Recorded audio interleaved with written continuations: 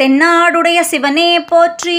தினம் ஒரு ஸ்தலம் பகுதியில் அருணகிரிநாத சுவாமிகள் அருளிய கந்தர் அலங்காரத்தை பார்த்து கொண்டு வருகிறோம். அந்த வரிசையில் இன்று 12ஆம் பாடல். திருச்சிற்றம்பலம். படைபட்ட வேலவன் பால் வந்த வாகை பதாகை என்னும் தடைப்பட்ட சேவல் சிறகடி கொள்ள சலதி கிழிந்து உடைப்பட்டது அண்டக்கடாகம் உதிர்ந்தது உடுபடலம் இடைப்பட்ட குன்றமும் மாமேறு வெற்பும் இடிபட்டவே. திருச்சிற்றம்பலம்.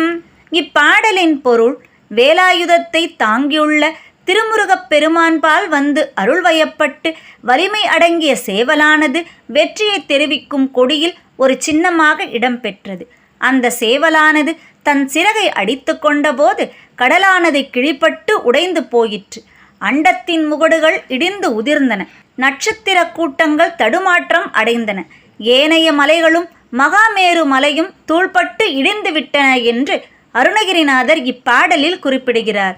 இந்த பதிவு உங்களுக்கு பயனுள்ளதா இருக்கும் அப்படின்னு நம்புறோம். இது போல பதிவுகள் இன்னும் வேணும் அப்படின்னு நீங்க நினைச்சீங்கன்னா அதை கமெண்ட்ல சொல்லுங்க.